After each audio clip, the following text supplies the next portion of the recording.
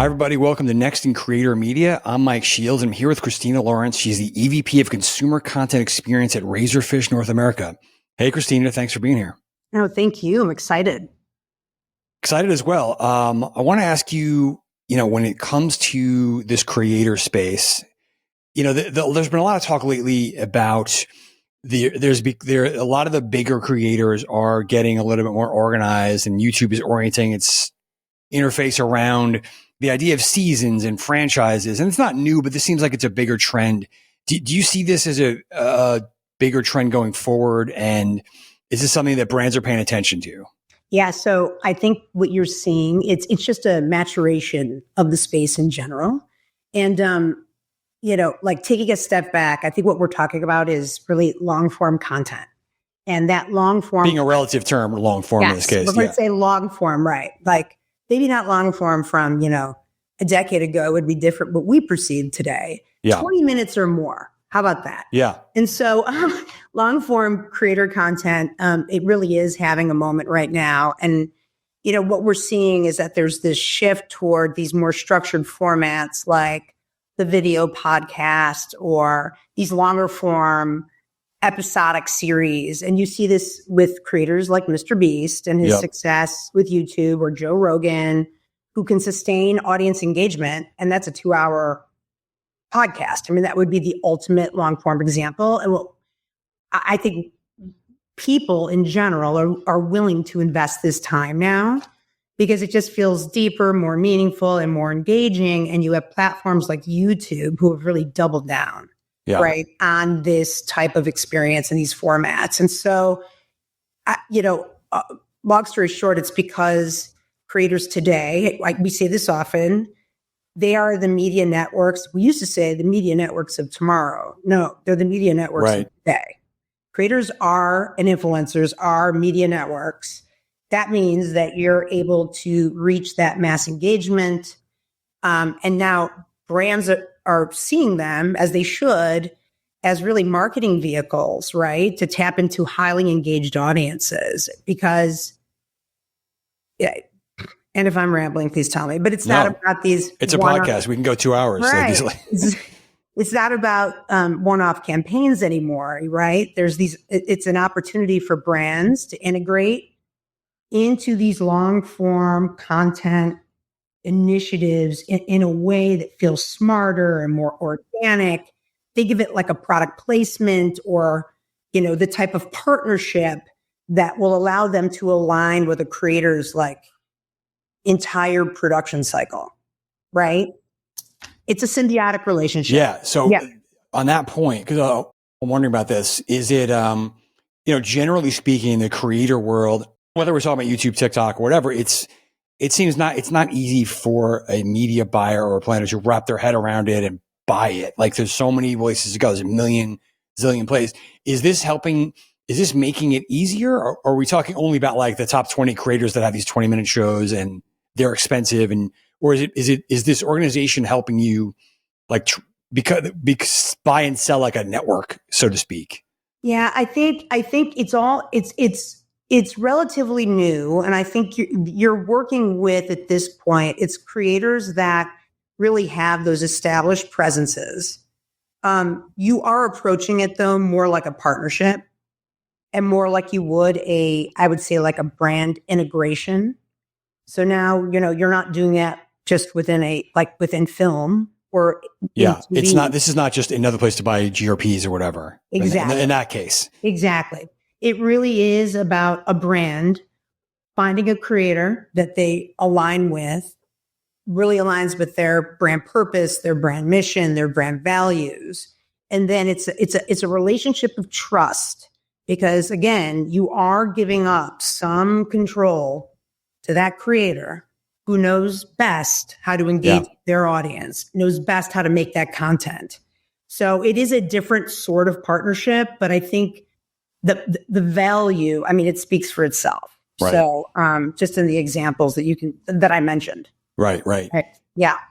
You made me think of this. It's interesting. Historically, podcasts were niche, and then they started growing, becoming more mainstream. That was mostly treated, I think, as like a radio alternative or audio advertising Right. and the money. But, with the election and the attention we're seeing on how big YouTube has become for podcasts, is that changing? The dollars coming in a different way now? I mean, all I'm going to tell you is that I love podcasts and I love video podcasts. And I think a lot of people that we're probably talking to do now. And I would challenge you, when you hear about your favorite, your creator talking about some product that they're endorsing or using, and they normally, the good ones, will really integrate it into the content of their show, right? I mean, you remember it, don't you? Oh, yeah. Right. And so I would say like that alone, and along with that third party referral, the credibility that they are lending to that brand and that referral, especially because you trust, right, these creators that you're listening to. I think that we are talking about, it's a whole new world and how we should be thinking about where we should be spending those media dollars, especially if, you are looking to reach niche audiences or just incredibly engaged audiences. Yeah. If that makes sense. Yeah. The people that are into those shows are really into it and they're religious really about it. into it. Yeah. Correct. Yep. And it should be a part of any marketing plan. Yeah. Yeah.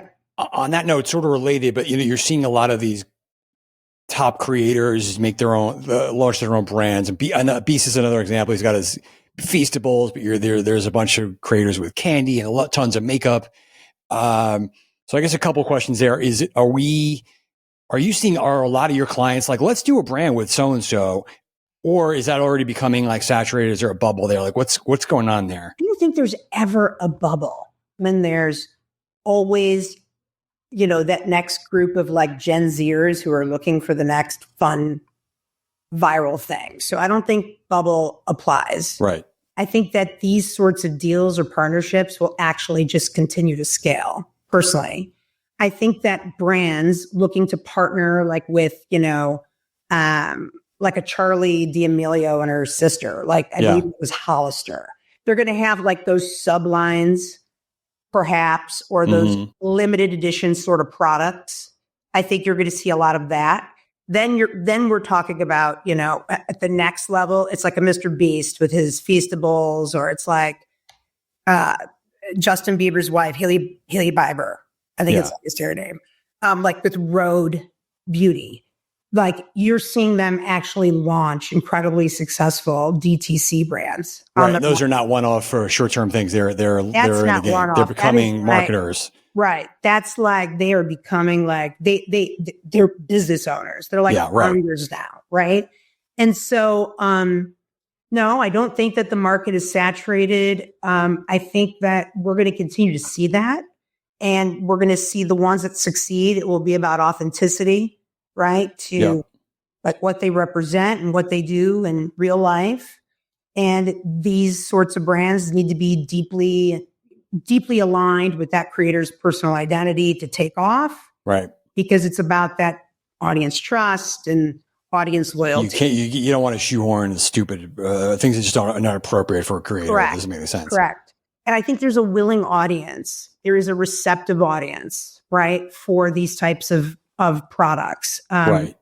Especially because the platforms themselves are even prioritizing, this type of social commerce activity, right?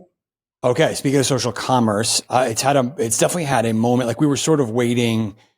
I don't know if we're in a place where, Asia is yet, where we were always waiting for, okay, when is the US going to adopt this live shopping thing, the social commerce thing? It definitely seems to have making a lot of headway.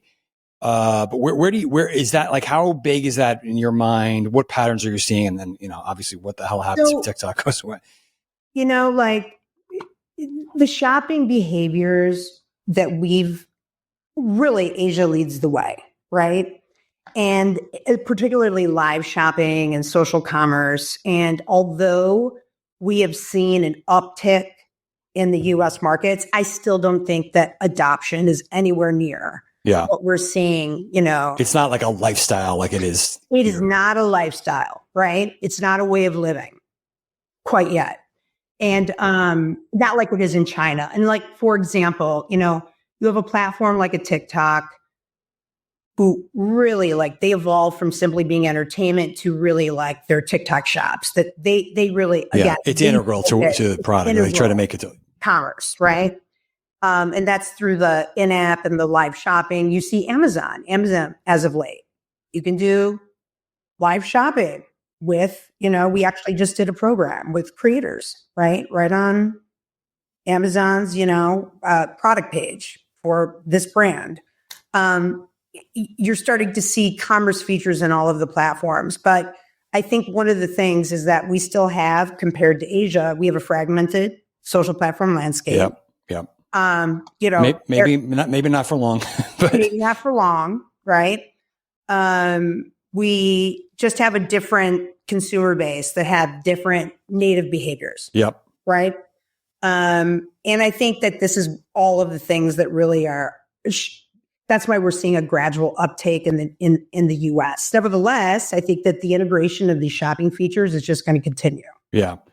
Right. I'm going to jump around a little bit, but getting back to the working with creators, creator discovery, we talked about, it's these creators that are doing the seasons and everything. You can find them pretty easily, the Beast, the Charlie D'Amelio's, but there's also a lot of chatter and excitement around how important the right micro influencers or mid-sized influencers are. Have you figured out a way to find them that is, easy to just sort through and be confident? Is there a way? Are there just great metrics tools, or is it constantly just trying to find the right creator? What's that like for you right now? Yeah. So, micro influencers and those niche creators are so important.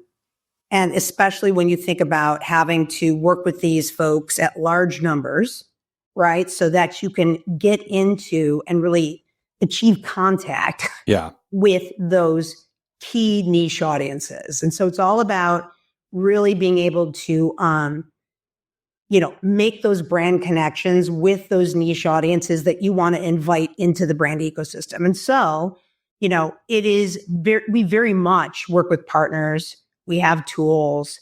A great example is, within Publicis Group, which is, where Razorfish is a part of Publicis Group. Our sister agency that is a part of Publicis Group is Influential. Yep. Which really just acquisition middle of last year. Absolutely. And so they actually have access, their database of those mid-level to niche creators that really perform and that you can actually identify by key interests, by performance. So that's a big part of that value. They're not just like an influencer agency, that they really do have tools and data. And that is critical. And then also too, we have our own independent relationships with micro or niche influencers or creators that we can bring to bear. A part of that too, depending on how you view it, we also have an in-house team of creators called the Creator Collab that we also can tap for rapid content creation for any one of the clients that, we service at Razorfish. So and who are they? Like, are they, they don't work for a Publicis, right? They're real creators, but there's just somebody you have an ongoing relationship with. And they actually work for Razorfish. Oh, okay. I didn't realize that. So this is like a whole new model that we launched last year. We said to ourselves, we have these relationships with creators and influencers, and we work through our favorite creator and influencer partners, right? But what we saw was the speed to market piece. There still takes that ramp up time. Yeah, well, everything we talked about today does not sound fast, or in general. It's not easy. Right. And yet we're living in a world where the internet, digital, it is at the speed of life. Yeah, brands have a lot of pressure and they got to move. Yeah. So we were thinking to ourselves, what would it take to actually bring on board like a stable of creators that, much like a studio model, we could leverage across the country for various brands that need to be in market now, right? And so we launched the Creator Collab. We have people that are employees, a part of our team, that we can deploy toward whatever client need against whatever objective on any of the social platforms. We're creating content that's right for whatever platform we need it for. And that has been hugely successful because it fills that gap between the content that we need today while we're working, let's say, with influential, right, on a longer term program. And, like, could you have an example of, like, you know, what kind of people they were, what kind of followings they had, and then how they came about? Yeah. So these are folks who, you know, they were born digital. They've been doing this for a while. And I would like to say that they are very T-shaped. And what I mean by that is they bring to bear different sorts of skills. Like they might be, they have photography. Some have photography in their background. They are very skilled writers, but they also are able to do social strategy. They can do social editing, right? They can do social art direction. They really have these very broad backgrounds mixed with the ability to do, I would say, the strategy and the planning aspects, which makes them hybrid talent across the board. Yeah, that sounds pretty rare. It's very hard. It is, I'm going to tell you, it is very hard to find these folks. But when you do, there's all sorts of efficiencies that you gain because they almost become like these self-sustaining little pods that can do everything from the strategy and planning of what they're doing, the ideation, and then the creation. That's interesting. I need to check this out more because that is not something I would wonder over time, can you like burn them out, so to speak? If you use the same creator a bunch with a bunch of brands, I imagine you have to figure out a balance. We talk about this all the time, like things like, you know, I work with very closely with our national head of production. Her name is Shannon. And we think about things like, oh God, face burnout, right? Like a brand, what if they keep seeing the same person? Right.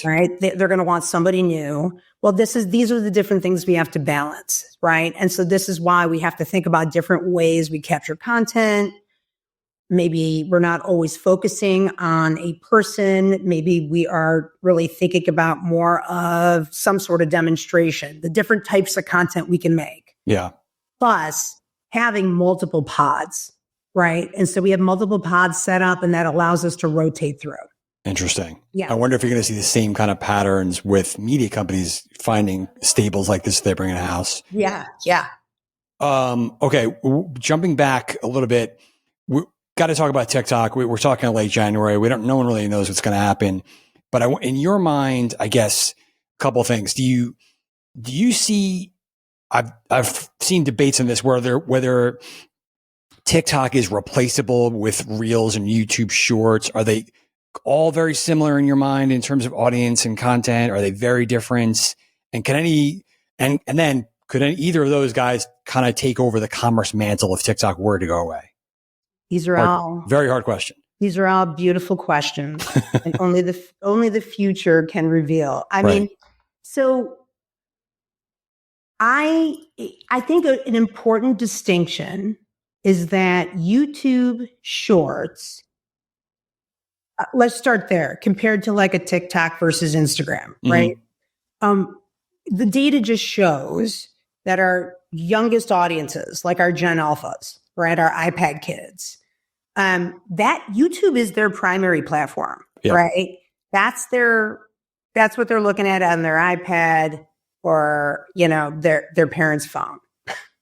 And this alongside other engagement platforms, like take a Roblox or a Fortnite would be like then second. But like I just saw some data that said 68% of Gen Alpha use YouTube and rank that platform as the coolest. I think that was just written about like, that's coming from, I believe, Ad Age. And we also have our own Gen Alpha studies that we're doing. So I think that's an important distinction because that's where the kids are starting. Now, when it comes to YouTube, I think YouTube is with like Gen Z, they are spending the lion's share of their time there because they're consuming that longer form content. I think TikTok, though, really is that experience for that unique, like just scrollable organic content, that is It's where not watching a 20-minute show. It's totally zoning out kind it's of. not built for that, right? It wasn't built for that. And you see that content being shared then on YouTube Shorts or on Instagram Reels. I think all the platforms are very different with very different goals. I think you started to see right before all of this hullabaloo, like TikTok was also investing in longer form content, right? And so I guess the future we'll have to wait and see what happens over the next, I think it's like 75 days. Yes. I believe. And counting. Okay. And counting. But I think that there will be moves by other platforms to try to make up the white space that is left if something goes awry, but we don't know yet. Right. Right. Yeah. And I also think that like TikTok's, influence on brand awareness and sales, that also has to be mentioned.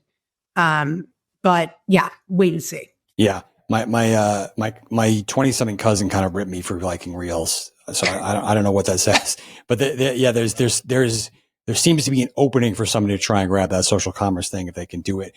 What about, this is a little bit of a left turn, but it could be related, is what I keep hearing Pinterest is having a moment, not that it ever went away, but in terms of creators breaking out maybe, and the platform getting better about facilitating shopping. It's hard to summarize. What's the latest on Pinterest in the creator world? Sure. I mean, when it comes to Pinterest is this amazing platform that fuels discovery, right? It's like a search engine of itself. We talk about TikTok being Gen Z search, Pinterest as well, especially for shopping, right? And I know that like brands have had great success partnering with creators on Pinterest because they're almost like this massive affiliate army, right? With all the pinning products. That's interesting. Think about it as like it's essentially like your catalog of products, right? All, represented through these different creators' lenses and really driving clicks to purchase. And so you saw that, their partnership with Shopify. Yes. Shopify. Very different. Very different.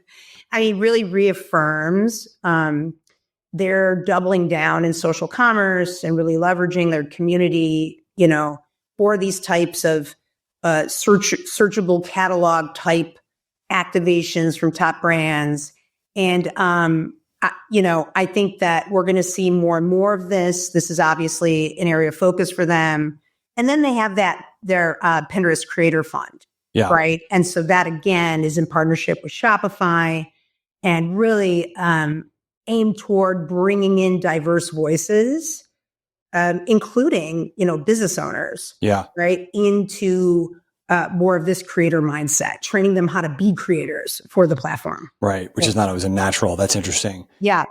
Last thing, Cristina, what's missing in your life? Not broadly, but like in terms of this pursuit of trying to master the creator media world for your brands. Like, are you lacking in third-party measurement? Is the fragmentation tying things together? Like, what's missing that could really help you and your partners? I think that the fragmentation piece and being able to really show that full connection from discovery all the way through purchase. Yeah. That is always like the holy grail. Sure. And there are different techniques or ways that you can try to piece that story together, but there's often not a complete way.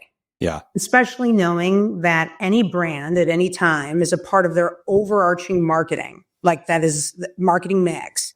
They are likely working with different creators and different influencers that live on multiple platforms. And so being able to bring all of that together and then really demonstrate like that single, like, tell me, what have we sold? Right? A lot of that still is some detective work. It takes some detective work to piece it all together. But I think we're getting there. You know, the master magic dashboard is not there yet, but that's where we'd love to go. Not yet, but this is what, there's always some good work to do. That's what makes what we do fun. Absolutely. Well, Cristina, awesome conversation. Thanks so much for your time here. Let's chat again down the road. For sure. And great meeting you. Yep. Same. Talk soon. Thank you.